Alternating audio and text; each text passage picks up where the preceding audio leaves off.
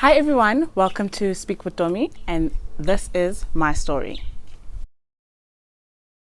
Started in 2016 at the end of the year. I received my results. I remember like so vividly. I remember it was the 31st of December in 2016, and I had to go fetch my results from school with my mom. And the whole family was so happy. I mean, I didn't get any distinctions, but it was enough to get me into the varsity that I wanted to go to. So the marks came out. So the marks, like I say, the marks were enough to get me into the varsity I wanted to go to, but not directly into the course that I wanted. So I wanted to do an MBBCH, which is a medicine degree, and I got in for a Bachelor of Health Science, which just meant there would be an extra year required for me to be a doctor, which I was okay with because what's a year anyway.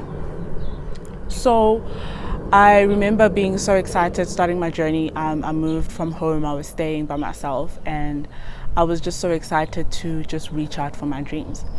And then it got to a moment where the first tests are coming through and I'm not passing, which I thought was okay because during orientation week we were already warned that these things would happen. But I just thought, you know what, after the first set of tests, the second set of tests, I'd be ready and I'd be pushing through. I knew it was not going to be easy. So many people told me it was not going to be easy. But I just believed that above all, I would conquer. And unfortunately, this was not happening because, I mean, now it's mid-year, around June, and I'm still failing.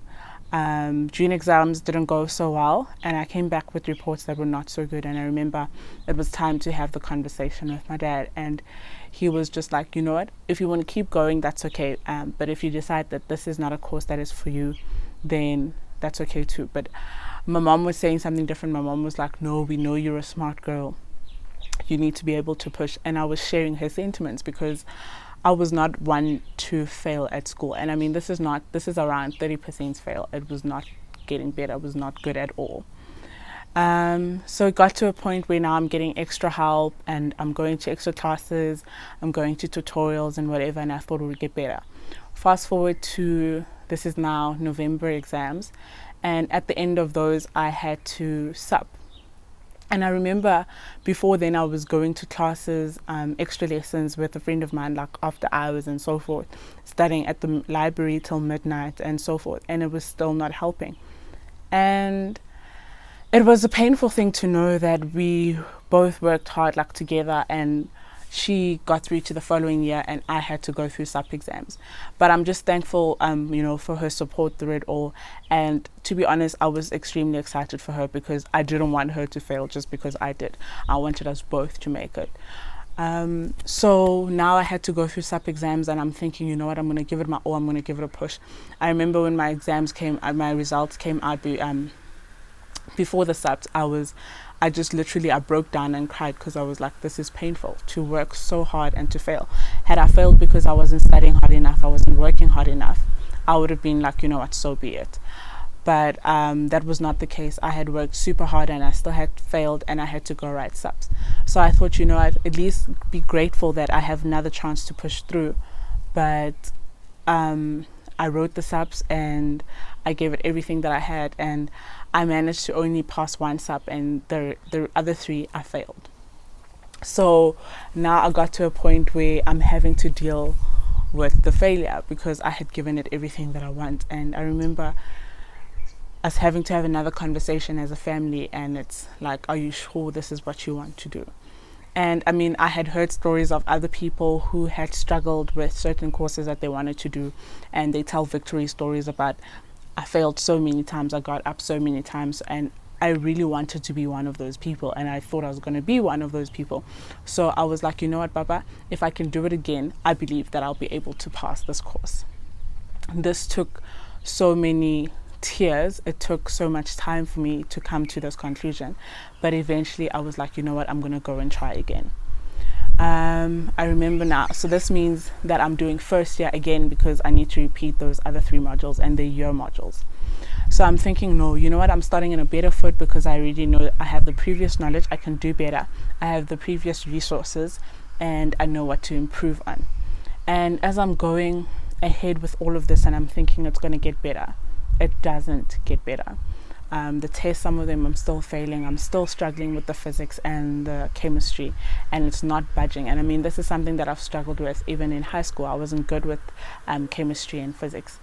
I just thought this time around, though, it would be better, but it was not being better. So then eventually I remember just sitting in my room, and I had a lot of days where I felt super numb. I remember March so vividly, in March 2017, where there was just a day where I sat in darkness, wasn't eating, wasn't doing anything, and I was just not myself. I didn't want to hang out with any friends. I didn't want to do things that I'd usually want to do.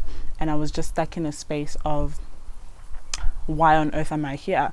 And I remember that was like around the first time where I started to have suicidal thoughts. Before then, I just had feelings of hopelessness, feelings of despair, of not knowing what to do next. And in that moment, I had feelings of suicide, because I honestly just didn't want to do this life anymore.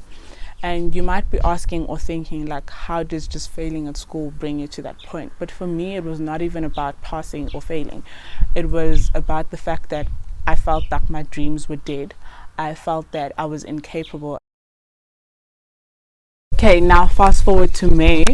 I decided, you know what, I'm going to pack my bags and go home. I mean, I was feeling so ashamed. I didn't even tell some of the friends that I was with at school that this is a situation. I remember just eventually when I got, because I didn't want to be questioned, eventually when I got home, I sent messages and I was like, I deregistered from the course. Please don't ask me anything. I'm okay. Because I just didn't want to be faced with that influx of questions. And yeah, as I said, I went and I deregistered, and I literally just came home. And when I came home, I'm so blessed to have people that literally like embraced me. But however, I thought that being in a different environment would make things completely better, but it didn't, because I had not dealt with everything that I was going through. So I remember just being in a house that was empty, because my little brothers were going to school, my sister same, and my parents would go to work, and I'd stay behind, and I'd feel so empty. I'd feel as empty as the house was feeling in that moment, because I felt I'm the only one that has nothing going on. I'm the only one without purpose. I'm the only one that's not doing what they're supposed to be doing.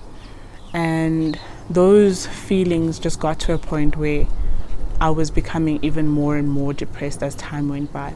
And eventually, when I was still discovering or trying to find what it is that I'm going to be doing the following year, my dad was like, in this time that you're still discovering yourself and so forth, maybe you should go to Australia and spend some time with a family that he knows.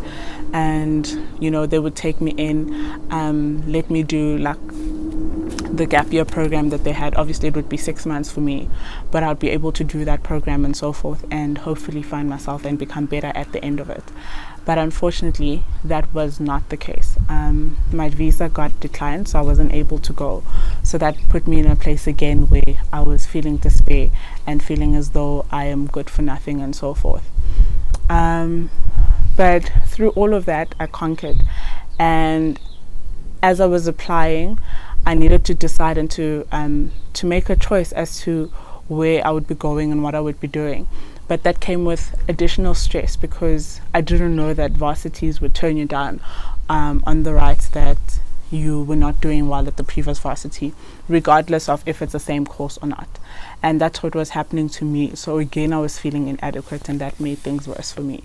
And I remember just in December it was getting worse, because at this point no varsities had responded to me, and I didn't know if I would be able to go study again. And I was starting to get frustrated, because I felt like I literally had wasted 2 years of my life, and I wasn't feeling better, because I was thinking I'm going to be doing first year for the third time in 2019 again, and that was something that was not sitting well with me. But through all of this, there are 5 lessons that I learned, and I would like to share them with you. And the first one is that I needed to trust the process. I didn't know that then, but now I said now that it is everything that happened in the past 2 years made way for the person that I am today. I didn't believe it then, but it's something that I've come to realize and to know now, that it it had to happen. Like, life can't always be smooth sailing, because then you don't appreciate the happy moments. It's because of the down moments that I'm able to appreciate the happy moments. So I needed to trust the process. And the next thing is that God's plan and God's time always prevail. And this is something that I struggled with, because I felt like I'm a girl of faith who believes in God and so forth, and I just didn't understand why He would allow this to happen to me. And I mean, it was for a good cause. I really wanted to become a medical doctor so that I can help people, but it was just not happening. And the third thing I learned is that starting again doesn't mean you failed. It just means redirection. So for other people, it may look as though I quit because I stopped medicine and I didn't go back and fight and do everything that I can to make sure that I passed. But I realized that for me, choosing to start again with a different course, for me, it showed strength and it showed redirection. And I strongly believe that I was being redirected into another way of helping people. Like, I was so stuck up on thinking that I want to help people, and that's something that I want to do, that I felt that being a medical doctor was the only way. But I feel like I was being redirected and shown that there are other ways of helping people. And the fourth thing is that there is nothing I cannot heal from. I look at the person I am now, and I just think back to all those moments when I was down, all those moments when I was Googling the least painful way to take my life. I look at all of those moments and I just realize how far I've come, and I'm reminded that there's absolutely nothing I can heal from. And healing looks different for all of us. For some people, it might be the fact that I'm able to get up in the morning and still go about my day. And for me, it's literally just to be able to sit in a room and to be at peace with everything that I have been through. And for me, that is healing. And the last thing that I learned is that keeping quiet is a waste of your power. Keeping quiet is a waste of your pain. This is why I've decided to share this with you. I'm not sharing this with you because I want you to pity me or to feel sorry for me. But I strongly believe that we all have stories of things that we've been through. We all have stories of journeys that we've taken that didn't go as we have planned. But if we keep those to ourselves, in a sense, we are wasting the pain that we have gone through. We are not turning it into power. And just to fast forward at who I am now and what I'm doing now, I'm currently doing my second year, and I moved to Cape Town, and I'm at a point of so much peace, so much fulfillment, because I've decided to look back and to realize that everything that has happened to make me the person that I am today. I look at how appreciative I am of life today. I'm so appreciative of every little small thing that comes my way because I've known worse. And I just love that. I mean, I'm also in a space of being in a degree that I'm actually excelling in and doing well in. I mean, I'm doing a Bachelor of Arts and hoping to be a psychologist one day. And I'm happy to say that my 2019 results came out with 7 distinctions. And that is something I'm able to celebrate and be grateful for because of everything that I had been through. And I understand that it was not by power. It's not because I'm smarter than everybody else. It's not because I am wiser than other people. Not because I'm deserving, but solely because I understood that I needed to trust the process. And it took everything that I'd been through to bring me to this point right now. And why am I sharing this? I'm sharing this because I strongly believe that there is somebody out there. There's a sister, there's a brother, there is a mom, and there is a dad who's either watching your children going through depression, or themselves going through depression, or someone that you know going through what I had been through. And I am no psychologist as yet, and nor do I want to give anybody advice, but literally all I want to do is to remind you that it does get better. And suicide is obviously not the answer to our problems, but I strongly believe that we all have our stories, we all have our journeys, and therefore we need to continue speaking life, being life, speaking life over ourselves, and constantly living life. Thank you for listening to my story, and I hope we continue to journey together as we continue with this channel. But from me to you, with love, continue liking, continue subscribing. Love you lots.